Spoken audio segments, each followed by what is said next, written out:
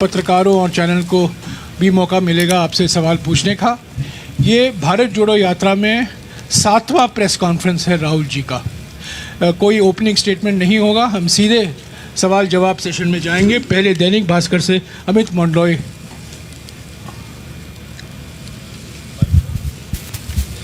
नमस्ते राहुल जी। इत्तेफाक है कि आज 28 नवंबर है। 28 नवंबर 2018 को मध्य प्रदेश के चुनाव हुए थे। 56 सीटें बढ़ी थी, 4.6% वोट परसेंट बढ़ा था। उसके बाद सरकार नहीं संभाल पाए थे। आज 28 नवंबर है, एक मोमेंट दिख रहा है, एक मोमेंटम दिख रहा है भारत जोड़ो यात्रा से। इसको बरकरार रखना कैसे संभव हो पाए? भैया, मैं न्यूमरोलॉजी में तो बिलीव नहीं करता हूं, तो नंबर्स पे इन चीज़ों को मैं बेस नहीं करता हूं। बट मैं आपको यह कह सकता हूं कि कन्याकुमारी से मध्य प्रदेश तक जनता का प्यार, भरोसा, जनता की शक्ति इस यात्रा को मिली है। जब यात्रा शुरू हुई थी तो मीडिया ने कहा था केरला में तो यात्रा सक्सेसफुल रहेगी, मगर कर्नाटक में प्रॉब्लम आएगी। फिर हम कर्नाटक गए, मीडिया ने कहा साउथ इंडिया में तो यात्रा अच्छी चलेगी, मगर साउथ के निकलने में प्रॉब्लम होगी। फिर तेलंगाना, आंध्रा में वही हुआ, वही जो कर्नाटक में हुआ। फिर हम महाराष्ट्र में आए तो फिर मीडिया ने कहा हिंदी बेल्ट में प्रॉब्लम होगी, महाराष्ट्र में हाँ यात्रा बहुत बड़ी हुई, बहुत बढ़िया हुई। अब मध्य प्रदेश में आए, अब मीडिया कह रही है मध्य प्रदेश में बहुत अच्छा रिस्पांस मिला, मगर राजस्थान में प्रॉब्लम होगी। तो देखते जाइए, क्योंकि ये जो यात्रा है ये कांग्रेस पार्टी से अब आगे निकल गई है। ये यात्रा हिंदुस्तान की जो समस्या है, हिंदुस्तान के दिल में, हिंदुस्तान की आत्मा में जो आवाज है, अब ये यात्रा उसको उठा रही है। तो ये कहां पहुंचेगी, कहां नहीं पहुंचेगी, अब कोई नहीं बोल सकता है। धन्यवाद। नई दुनिया से कपिश दुबे, माइक दीजिएगा जल्दी अमरीश।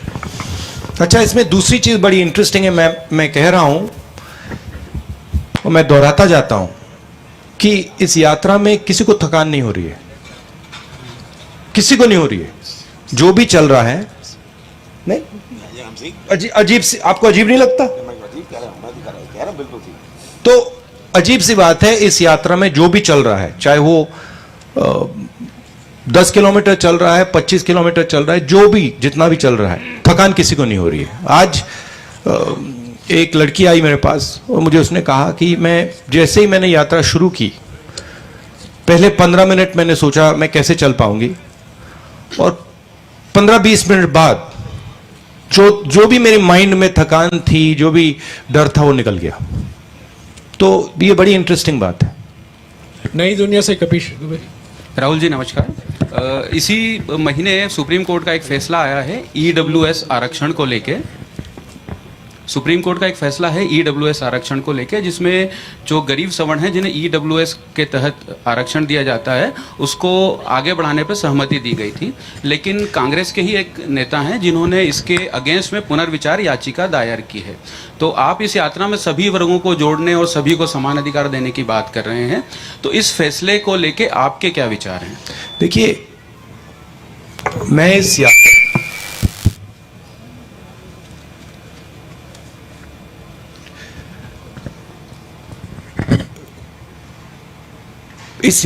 यात्रा के क्लियर लक्ष्य है। मैं इस यात्रा को डिस्ट्रैक्ट नहीं करना चाहता हूं, ठीक है?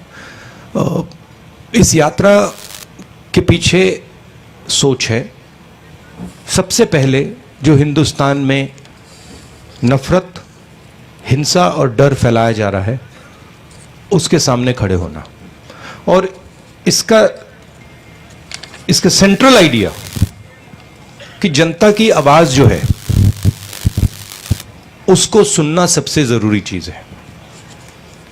उसके बाद जो देश में बेरोजगारी, Kamal there some interference taking place here. ये साउंड वाला कौन है? वॉल्यूम का देखो, ये सब मोबाइल बंद करिए, भैया मोबाइल हटा दीजिए, ऑफ कर दीजिए ऑफ प्लीज। कर दीजिए, उसमें मैसेज जेपी आते जी हैं ऑफ फिर कर उसमें दीजिए आता है। Please mobile.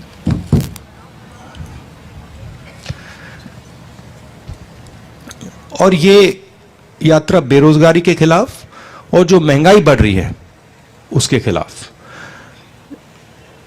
मैं ज्यादा पॉलिटिकल मुद्दे इस यात्रा में रेज नहीं करना चाहता हूं और इस यात्रा को मैं डाइवर्ट नहीं करना चाहता हूं। जो जनता कह रही है और जो फीडबैक हमें मिल रहा है उसके बारे में हम आपसे जरूर बात कर रहे हैं। पत्रिका से गोविंद ठाकरे।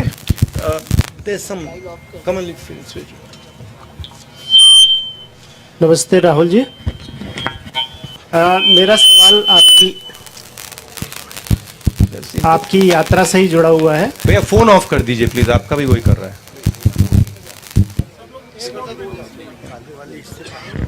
जल्दी जल्दी पूछिए, समय निकल रहा है। जी जी। प्रॉब्लम नहीं। मेरा सवाल यात्रा से ही जुड़ा हुआ है। चूंकि आपने पीछे ब्रांडिंग भी लगाई है लेकिन उसमें कांग्रेस का जो सिंबल है वो नहीं है, तो क्या ये उम्मीद करते हैं आप कि इस यात्रा के माध्यम से वो संगठन, गैर राजनीतिक राजनीतिक संगठन जो आपको 2024 में किसी रूप में आज एक, मैं आपको बताऊं, आज एक आरएसएस के व्यक्ति आए, मुझे उन्होंने कहा मैं आरएसएस का हूं, मैं यहां आपका स्वागत करने आया हूं। मैंने कहा ये जी जी जी। तो मेरा सवाल ये था कि इस यात्रा से आगे आपका जो लक्ष्य है, जिस तरह से रिस्पांस मिल रहा है, तो एक मजबूत प्रतिपक्ष की तरफ आप बढ़ेंगे आगे, ऐसा आप उम्मीद करके चलते हैं या भविष्य में? मैं मेरे साइड से ये मेरी जिम्मेदारी है और एक तरह से मेरी तपस्या है, ठीक है। जो तपस्या करता है वो इसलिए तपस्या नहीं, किसी कारण तपस्या नहीं करता है कि मैं वो चाहता हूं या वो चाहता हूं या वो चाहता हूं। मुझे कोई इंटरेस्ट नहीं है।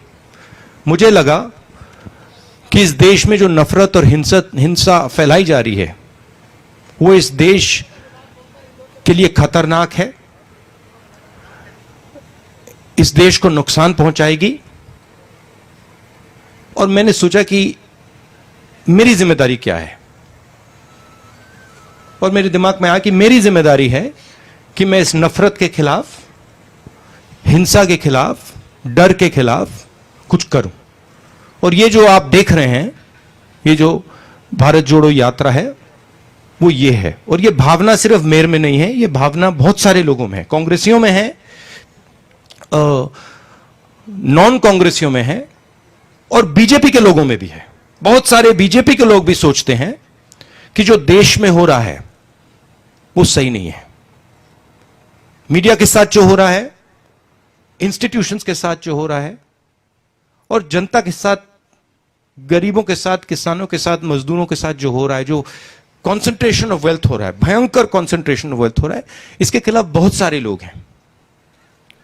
मगर कुछ सोच कर नहीं किया मैंने कि इससे ये फायदा मिलेगा या ये फायदा मिलेगा। इससे मुझे कुछ ना मिले तब भी ये मेरी जिम्मेदारी है और इसको मैं करूंगा, पूरा करूंगा। धन्यवाद। दैनिक दोपहर से नवनीत शुक्ला। जल्दी दीजिएगा प्लीज। धन्यवाद। राहुल जी, मेरा एक बहुत छोटा सा सवाल है कि जिन लोगों ने कांग्रेस की सरकार पिछली बार गिरा दी, क्या उनके लिए अभी भी कांग्रेस के दरवाजे यथावत खुले रहेंगे या नहीं? ये सवाल आपको कांग्रेस प्रेसिडेंट और जो कांग्रेस की मध्य प्रदेश की लीडरशिप है उनसे पूछना चाहिए। मेरा ओपिनियन है, अगर वो लोग खरीदे गए हैं, पैसे से खरीदे गए हैं, तो उन पे कैसे कहा जाए, उन पर भरोसा नहीं करना चाहिए। टाइम्स ऑफ इंडिया से सागर चौक से। हेलो सर, योर मगर ये छोटा क्यों था? ये सवाल छोटा कैसे था? मैं सोच रहा था ये छोटा कैसे है। हाँ, मतलब इसको आप और लंबे तरीके से पूछ सकते थे। नहीं, आई अप्रिशिएट योर सेंसिटिविटी। आपकी जो सेंसिटिविटी है उसको अप्रिशिएट करता हूं मैं। नहीं, एक मिनट, एक सवाल का कोई सप्लीमेंट्री नहीं होगा प्लीज। हाँ जी, सागर चौक से please. sir, purposes and aims of your yatra have been well conveyed because you have already told it multiple Sagar, 1 times. Second please. कोई वीडियो नहीं लेगा प्लीज, कोई फोटो नहीं लेगा, कोई रिकॉर्डिंग नहीं होगा प्लीज। आप अपना मोबाइल बंद कर दीजिएगा प्लीज। हाँ सागर। But as you have already completed something around 2,500 kilometers of yatra and through 7 states, and apart from the after this, what organizational changes you want to be made in your organization? Because second week of the December is very important. Your yatra is gonna enter Rajasthan, and result of Himachal Pradesh, Gujarat will be delivered on 8th of December. So what organizational changes you want to be made in organization? I don't think we've done 2,500 kilometers yet. I think we've done 2,000. Is that correct? I think we've done 2,000. And the spirit of the yatra is to make the country focus on the attempt to change its nature. This country has never been a fearful country. In its worst time, India has had much worse times than now. During the British, we had a much worse time. In its worst time, India was never a scared country. It was a brave country. And the people of India have a particular culture. And this culture is known all across the world. It is a culture of compassion, of respect, of affection. And this is our biggest strength. Nobody thinks that anger, hatred, arrogance are strengths of India. Nobody. You can go and ask anybody. You can ask किसी गांव वाले से पूछ लीजिए, अरबपति से पूछ लीजिए, अमेरिका के राष्ट्रपति से पूछ लीजिए, उनसे पूछिए भैया बताइए हिंदुस्तान की स्ट्रेंथ क्या है? करुणा, भाईचारा, म्यूचुअल रिस्पेक्ट। तो यात्रा का यह लक्ष्य है। आप इस बात को बिलीव नहीं करते हो, मगर ये इस यात्रा का लक्ष्य पॉलिटिकल नहीं है। इस यात्रा का लक्ष्य देश को याद दिलाना, इस देश की नेचर क्या है, इस देश की संस्कृति क्या है, इस देश का इतिहास क्या है, इस देश का डीएनए क्या है, यह है इस यात्रा का लक्ष्य। अब उसमें पॉलिटिकल रिपरकशंस हों तो होंगे, मगर जिस स्थिति पे आज हिंदुस्तान है, अगर हम इस रास्ते पे चलते गए तो देश को बहुत भयंकर नुकसान होने वाला है, इंटरनेशनल लेवल से और इंटरनली। इसलिए हमने ये यात्रा की है।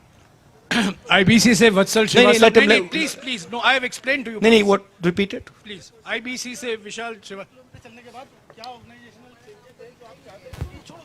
नहीं, I answered your question. I answered your question. No, I'll just, Jairam, give me a second. I answered your question. My answer to your question was, this yatra is aimed at sending a particular message across to the country.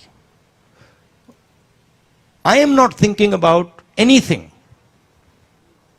other than completing this yatra and listening to the people of India while I'm walking this yatra. That's all I'm doing. Nothing else. I'm not thinking about Congress. I'm not thinking about organization. I'm not thinking about election. I'm not thinking about anything. This is, in my mind, this is tapasya. I'm not going to think about anything. This is my tapasya, in my mind, to stand up for the idea of India that is being attacked and destroyed. IBC से वत्सल श्रीवास्तव। राहुल जी नमस्कार। 2018 में आपकी सरकार बनी, यहाँ पे 15 महीने के बाद वो सरकार चली गई। परिस्थितियां बदली सर इस स्टेट की पॉलिटिकल पूरी तरीके से, और जब आप हिंदी हार्टलैंड में आ रहे थे तो क्या आपको उम्मीद थी कि इतना समर्थन या इतना उत्साह जो लोगों में मिला है आपको वैसा मिल पाएगा यहाँ पे? मैं केरला से निकला तो मेरी माइंड में था कि भाई केरला को अब कोई नहीं हरा सकता। मतलब ये जो रिस्पांस मिला है केरला के बाद तो मिल ही नहीं सकता। महाराष्ट्र ने उनको गिरा दिया, और मैं सच बोलूं तो मुझे लग रहा है जो कल इंदौर में हुआ वो मैंने महाराष्ट्र में नहीं देखा।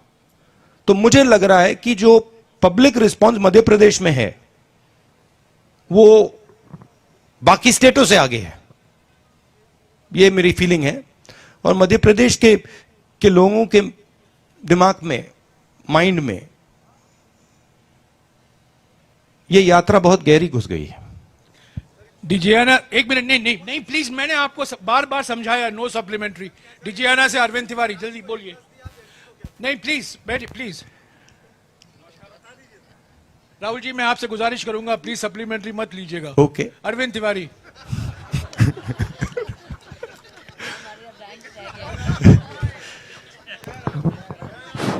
नमस्कार राहुल जी। मैं सुन लेता हूं, लोगों की बात सुन लेता हूं, मेरा नेचर है। मध्य प्रदेश 7वां राज्य है जहां आप हैं, मगर अगर करना जरूरी होता तो कर भी देता हूं। मध्य प्रदेश 7वां राज्य है जहां आप अभी हैं, और लगभग 2015 किलोमीटर की यात्रा आप कर चुके। 2000 इंदौर में थे आप, और 15 किलोमीटर आज यात्रा। इस पूरी यात्रा का सबसे सुखद क्षण कौन सा है, क्या आप वो हमसे शेयर करेंगे? इस पूरी यात्रा का सबसे सुखद क्षण। बहुत सारे क्षण हैं।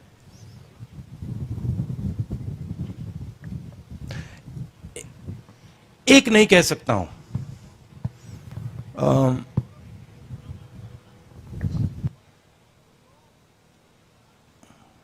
ऐसी यात्रा पे कोई निकलता है, मैंने ये पहले कभी नहीं की थी।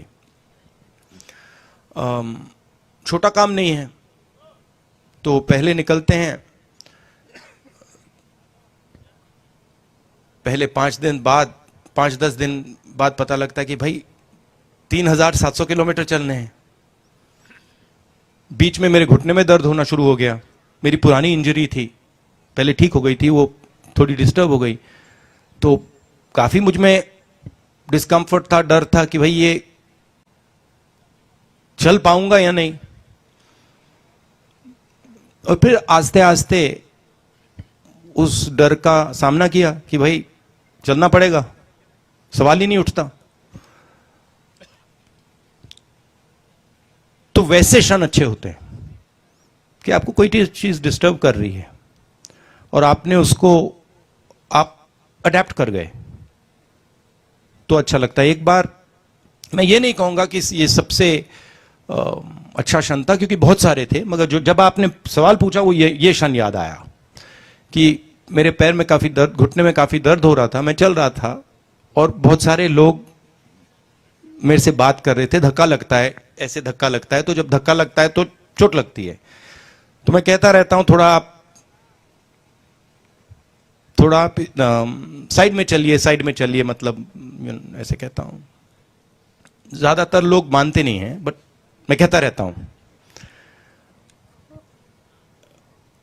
तो फिर एक छोटी सी लड़की आई, मुझे याद नहीं कहां था, कर्नाटक में था या केरल में था। एक छोटी सी लड़की आई और मुझे काफी दर्द हो रहा था उस टाइम। तो वो आई और वो साइड में चल रही थी। मैंने नोटिस किया वो मेरे अंदर नहीं आ रही थी, मतलब वो बाकी लोग सब ऐसे आ रहे थे, वो थोड़ा दूर चल रही थी, मैंने नोटिस किया। फिर उसने चिट्ठी निकाली और उसने कहा देखो ये आप पढ़ लीजिए। तो जैसे मैंने पढ़ना शुरू किया, उसने कहा नहीं आप अभी मत पढ़िए, अभी आप चल रहे हैं, ये आप बाद में पढ़ना। तो फिर मैं चल रहा था, वो चली गई।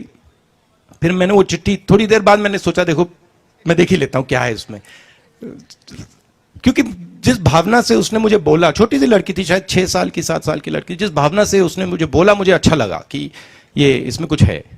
तो फिर मैंने खोला, तो फिर उसमें लिखा था कि देखिए, आप ये मत सोचो कि आप अकेले चल रहे हो, मैं आपके साथ चल रही हूं। मैं चल नहीं पा रही हूं क्योंकि मेरे माता पिता मुझे चलने नहीं दे रहे हैं, मगर मैं आपके साथ चल रही हूं। तो वो मुझे बहुत अच्छा लगा। उदाहरण है, और ये छोटा सा उदाहरण है, ऐसे मैं आपको मतलब हजारों उदाहरण दे सकता हूं। ये पहले आया माइंड में।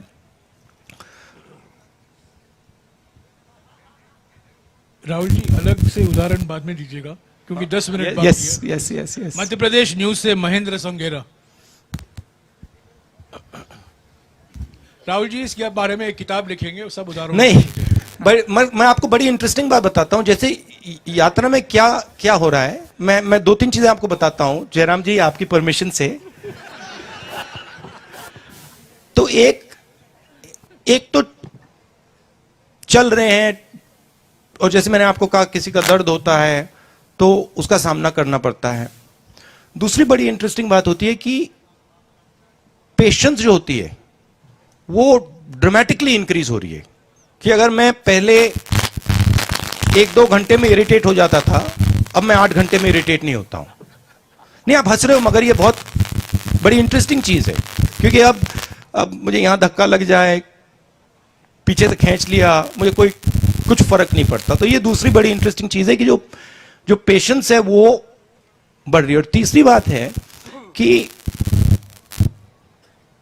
सुनने का तरीका बदल गया है। तो अब अगर कोई व्यक्ति आता है, जिस प्रकार से मैं उसकी आवाज को सुनता हूं, उसका नेचर बदल गया है। मैं ज्यादा उसकी ओर से आवाज को सुनता हूं, मैं अपनी ओर से नहीं, मैं यहां से नहीं देखता हूं, मैं उधर से देखता हूं। तो ये मुझे लग रहा है काफी फायदेमंद चीजें हैं। हाँ राहुल जी, मेरा सवाल ये था कि आपने 2 इश्यूज को रेज किया है भारत जोड़ो यात्रा के दौरान, महंगाई और बेरोजगारी। तो बेरोजगारी के मामले में जब हम देखते हैं तो प्राइम मिनिस्टर कहते हैं कि आत्मनिर्भर भारत हो रहा है, प्राइम मिनिस्टर कहते हैं कि एंटरप्रेन्योरशिप को हम बढ़ावा दे रहे हैं। यदि कांग्रेस के पास एक अवसर दिया जनता ने, तो ऐसा कौन सा फॉर्मूला होगा कि इस बेरोजगारी को दूर करने के लिए आप उसको लागू करेंगे, ताकि सही मायनों में आज का जो युवा है, जो भटक रहा है, जो नौजवान है, उसको रोजगार मिल पाए? क्या फॉर्मूला कांग्रेस के पास है? सबसे पहले ये जो बेरोजगारी है, इसका सबसे बड़ा कारण कंसंट्रेशन ऑफ वेल्थ, कि 3-4 लोगों के हाथ आपने हिंदुस्तान का पूरा धन डाल दिया है। जो भी वो करना चाहते हैं, जो भी बिजनेस वो चाहते हैं, वो कर सकते हैं। और हर इंडस्ट्री में वो एक के बाद एक मोनोपोलीज क्रिएट कर रहे हैं। आप हिंदुस्तान के सब इंडस्ट्रीज देख लीजिए, आपको मोनोपोली दिखेगी। टेलीकॉम, रिटेल, इंफ्रास्ट्रक्चर, सब जगह, एयरपोर्ट, स्पोर्ट्स, सब में आपको मोनोपोली दिखेगी। मोनोपोली का क्या मतलब है? मोनोपोली का मतलब है जो स्मॉल एंड मीडियम बिजनेसेस हैं, जो ग्रो कर सकते हैं, उनको आपने खत्म कर दिया। तो जो ग्रोथ पोटेंशियल है, ग्रोथ पोटेंशियल स्मॉल और मीडियम में है, ग्रोथ पोटेंशियल लार्ज में नहीं है। साइज लार्ज में है, but growth potential small and medium है, उसको आपने खत्म कर दिया है। और ये आप किसी भी स्मॉल एंड मीडियम बिजनेसमैन से पूछ लीजिए, जीएसटी और नोटबंदी ने क्या किया, वो बता देंगे आपको। तो सबसे पहले जो ग्रोथ पोटेंशियल देते हैं, उन पर फोकस करना जरूरी है। दूसरी बात, जो इस देश का फाउंडेशन है,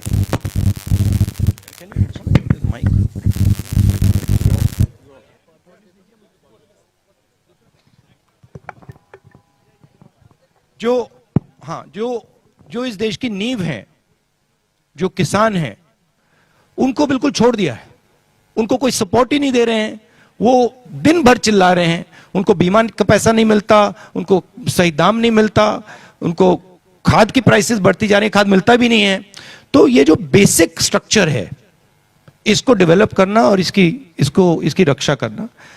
दूसरी बात, जो ब्लेटेंट प्राइवेटाइजेशन हो रहा है, इंडस्ट्री का, स्कूल्स का, कॉलेजेस का, यूनिवर्सिटीज का, हॉस्पिटल्स का, हमारी सोच इसके बारे में फर्क है। हम चाहते हैं कि एजुकेशन और हेल्थ केयर में सरकार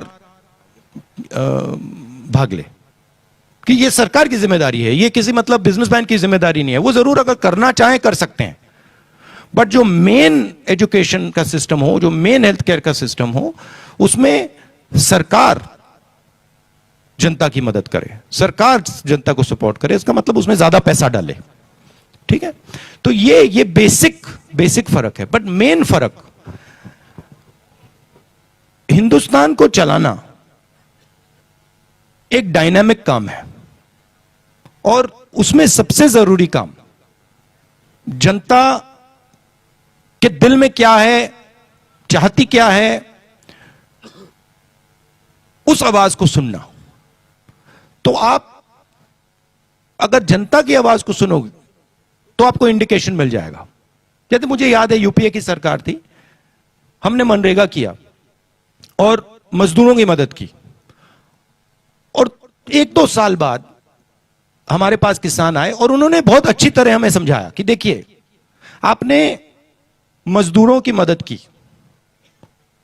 उनका रेट बढ़ गया, हमारा कॉम्पनसेशन क्या है, हमें भी कॉम्पनसेशन मिलना चाहिए। और जैसे उन्होंने ये रैशनल बात हमें बताई, हमने उसको एक्सेप्ट किया और हमने कर्जा माफ किया। तो मेरा कहना है कि ये देश डायनामिक देश है, इसको आप किसी रिजिड स्ट्रक्चर के साथ नहीं चला सकते। और बीजेपी इस देश की आवाज नहीं सुन रही, आरएसएस बीजेपी इस देश की आवाज नहीं सुन रही है, और वो रिजिड तरीके से देश को चला रहे हैं। उनके जो आइडिया है, उनकी जो सोच है, उससे वो चला रहे हैं। देश हिंदुस्तान की सोच से चलना चाहिए, सरकार की सोच से नहीं चलना चाहिए। इसलिए जैसे मैंने जयराम रमेश जी ने मुझे डायरेक्शन दिया, मुझे एडवाइस दी, मैंने सुना। नहीं, बहुत जरूरी बात है, बहुत जरूरी बात है। और मैं सिर्फ जयराम रमेश जी की बात नहीं कर रहा हूं, जो भी मुझे कुछ कहता है मैं सुनता हूं, कहता हूं ठीक है, इसमें लॉजिक है तो करना चाहिए। Thank you. आपने कहा, मैडम प्लीज मैं मौका दूंगा, आप बैठे रहिए प्लीज। मैं नियम अनुसार ये प्रेस कॉन्फ्रेंस चला रहा हूं, सबको मौका दे रहा हूं। राहुल जी विस्तार से जवाब दे रहे हैं, मैं उनसे रिक्वेस्ट करूंगा, राहुल जी आपकी अनुमति से इस प्रेस कॉन्फ्रेंस को और 5-7 मिनट और बढ़ा दें, क्योंकि 8-9 और सवाल पूछने वाले हैं। जल्दी से जल्द, अगर आपके जवाब संक्षिप्त में होंगे तो 3 सवाल ले लीजिए। ठीक है। पीटीआई से मनीष श्रीवास्तव। देखिए कांग्रेस पार्टी का कॉम्प्रोमाइज देखा आपने? नमस्कार। ये वहां नहीं होता, सबसे पहले वहां पे तो सवाल एक भी नहीं पूछा जाएगा, मतलब चांस ही नहीं है। नमस्कार राहुल जी। राहुल जी, मैं आपसे पूछना चाहता हूं कि आपको भी पता है, मैं कुछ नई बात नहीं कह रहा हूं, कि दिल्ली पे सत्ता का रास्ता जो है वो उत्तर प्रदेश होके जाता है, और मोदी जी भी इस बात को समझे और वो वाराणसी गए चुनाव लड़ने, और वहां से कंसोलिडेट की पोजीशन और वहां पहुंचे। My question is, if given an opportunity, will you be contesting again from Amethi? See, once again, these are all attempts to distract from the main idea. You want the newspapers tomorrow to say either Rahul Gandhi contests from Amethi or Rahul Gandhi does not contest from Amethi. I want the newspapers to say Bharat Jodo Yatra, the ideas of Bharat Jodo Yatra, the philosophy behind Bharat Jodo Yatra. So the answer to your question will come maybe in a year or year and a half. Madhya Pradesh स्थित पत्रकारों से मैंने 10 सवाल लिए हैं, माफ कीजिएगा, और 2-3 सवाल नहीं ले सकता हूं। मैं अभी दिल्ली स्थित पत्रकारों से सवाल लूंगा। राहुल जी ने वादा किया था न्यूज़ 24 को कि तेलंगाना में आए थे, उनको मौका नहीं मिला। रमन झा, आपको कहा था राहुल जी ने कि आप यहां पूछ सकते हैं। मैडम प्लीज बैठ जाइए, प्लीज इसके बाद पूछेगा प्लीज। अगर आपको सवाल पूछना है चलिए राहुल जी के साथ, दोपहर को चलिए उनके साथ। अच्छा, आपका प्रॉमिस किया था मैंने, फुलफिल हो गया? राहुल जी, यात्रा 5 तारीख को राजस्थान पहुंचेगी, और राजस्थान में जो राजनीतिक हालात है वो आपसे भी वाकिफ है, आप भी वाकिफ हैं उससे। जिस तरीके से अशोक गहलोत ने सचिन पायलट को गद्दार कहा, क्या आप भी मानते हैं कि इस बात को, क्या उन्होंने गद्दारी की है? देखिए, मैं इसमें जाना नहीं चाहता हूं कि किसने क्या कहा, ठीक है। ये दोनों नेता कांग्रेस पार्टी के एसेट्स हैं, मगर मैं आपको एक बात की गारंटी दे सकता हूं कि भारत जोड़ो यात्रा पर इसका कोई असर नहीं पड़ने वाला है। सुप्रिया भारद्वाज, आज तक। सर मेरा सवाल ये है कि आपने जब भट्टा परसौल से शुरुआत करी थी तब से जो है आप पे पर्सनल टैक्स होते जा रहे हैं, और जब से भारत जोड़ो यात्रा शुरू हुई है आप कह रहे सब आए, पॉलिटिकल प्लेटफॉर्म नहीं है, हम तो पूरा भारत जोड़ने आए हैं। कभी आपकी शर्ट को, कभी आपके कंटेनर्स को लेके, अब तो बाद बियर्ड से लेके और भी चीज़ों तक पहुंच चुके हैं। इसको जो लगातार हमला हो रहा है इसको आप कैसे देखते हैं, स्पेशली उस समय जब आप कह रहे हैं कि सभी लोग आए, नॉन पॉलिटिकल है, और दूसरी तरफ जहाँ पे रिगरसली कंटिन्यूसली हर चीज पे जो है, माइन्यूटली नहीं बल्कि मैसिव लेवल पे पर्सनल अटैक्स हो रहे हैं।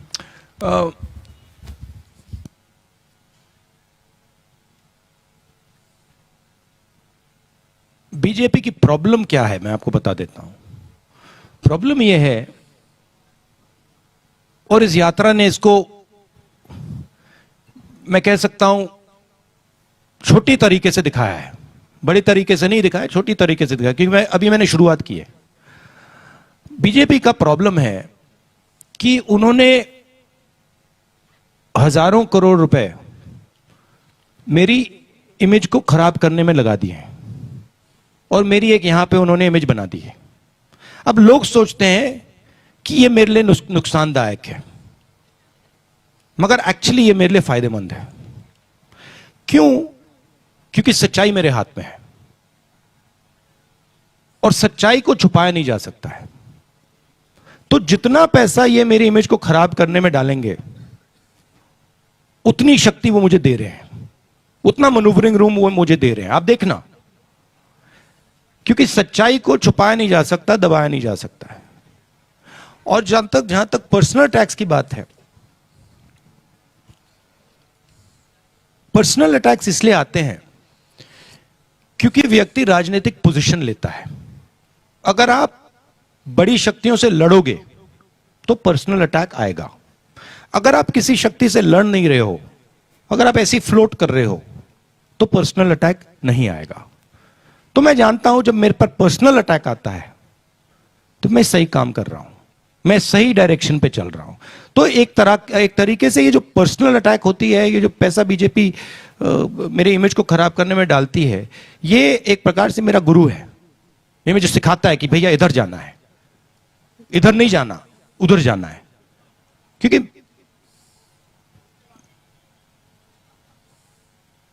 लड़ाई क्या है? लड़ाई जो आपके सामने खड़ा है, लड़ाई उसकी सोच को गहराई से समझने की है। ठीक है? और मैं आस्ते आस्ते आस्ते आस्ते आस्ते आस्ते आरएसएस और बीजेपी की सोच को बहुत गहराई से समझने लगा हूं। तो लड़ाई में मैं आगे बढ़ रहा हूं, और अगर आगे बढ़ रहा हूं तो सब कुछ ठीक है। Mohit Dubey, News Nation. Hello Rahul ji, Mohit Dubey News Nation से हूं। लगातार आप कह रहे हैं कि भारत जोड़ो यात्रा के माध्यम से हम नफरत खत्म करेंगे, संविधान बचाओ की बात कर रहे हैं, लेकिन वही भारतीय जनता पार्टी लगातार कॉमनवेल्थ कोड की बात कर रही है।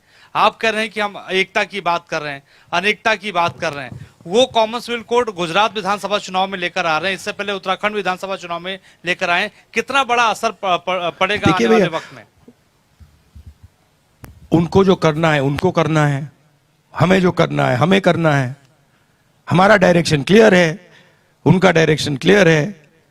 हम जानते हैं हमें क्या करना है, किन किन लोगों की मदद करनी है, किन की रक्षा करनी है, हम जानते हैं। ठीक है? और हम अपना काम कर रहे हैं। सिद्धार्थ शर्मा, ANI। सर, आप तमिलनाडु से शुरुआत करी और आप मध्य प्रदेश तक आ गए, लगभग काफी लंबा यात्रा का आपने तय कर ली है। सेंस क्या लगी है आपको इस यात्रा से? राहुल गांधी ने क्या जो है सोच आपको मिली है लोगों की? क्योंकि जब से आपने भाई साहब, राहुल गांधी को मैंने बहुत सालों पहले छोड़ दिया है। सर, मेरा सवाल यह है कि इस मास कनेक्ट प्रोग्राम, राहुल गांधी आपके दिमाग में है, मेरे दिमाग में है ही नहीं। बात समझो सर। Try and understand. आप अपने देश की, ये देखो ताली बज रही है, समझ गए आप? समझ गए? एक बंदा समझ गया। सर आपकी देश की फिलॉसफी यही है, इसको समझो आप, फायदा होगा। सर सवाल यही है नहीं, कि नहीं, जो आपका सिद्धार्थ, मास आपका कनेक्ट जवाब प्रोग्राम, मिल गया है, सवाल जवाब मिल गया। सवाल तो पूछ ही नहीं पाया था। नहीं, अच्छा, सवाल पूछिए, हो गया। पूछिए। सर, ये सोहेल हमीद, ये जो मास कनेक्ट प्रोग्राम है, ये आपको बहुत पहले नहीं शुरू कर देना चाहिए था? चीजें समय से ही होती हैं, जब टाइम आता है तो बात बनती है, उससे पहले नहीं होता। मैंने सोचा था, सबसे पहले मैंने यह यात्रा, जब मैं एग्जैक्टली याद नहीं, बट 25-26 साल का था, फिर मैंने इसकी, जयराम जी को भी नहीं मालूम, मगर इसकी मैंने डिटेल्ड प्लानिंग 1 साल पहले की थी, और फिर कोरोना के कारण, किसी और कारण नहीं हुआ। इस यात्रा के लिए सबसे अच्छा समय अभी है। आखिरी सवाल, सोहेल हमीद, दैनिक हिंदुस्तान। यादव राहुल जी, मेरा आपसे सवाल ये है कि आज जैसा उन्होंने सवाल पूछा कि राहुल गांधी कितने बदले हैं, तो मैं यही सवाल पूछना आपसे चाह रहा था कि सार्वजनिक जीवन में क्या बदलाव आएगा आपके इस यात्रा के बाद? नहीं, देखिए, हर जीव बस बदलता ही रहता है। सिर्फ आरएसएस के लोग सोचते हैं कि जीव बदलता नहीं है, मगर अगर आप देखें तो हर जीव सीखता है, बदलता है, समझता है, नहीं समझता है, तो ये तो कांस्टेंट प्रोसेस है, इसको इम्परमानेंस कहते हैं। राहुल जी, 40 मिनट में आपने 17 सवाल लिए हैं। कुछ लोग 17 सालों में एक सवाल भी अभी कोई न्यूमरोलॉजिस्ट और कहेगा कोई नहीं, सवाल 17 अनलकी है, 18 करो। अभी सवाल का वक्त हो चुका है, प्लीज। अभी सवाल जवाब का वक्त हो चुका है। राहुल जी को पद यात्रा शुरू करना है दोपहर को।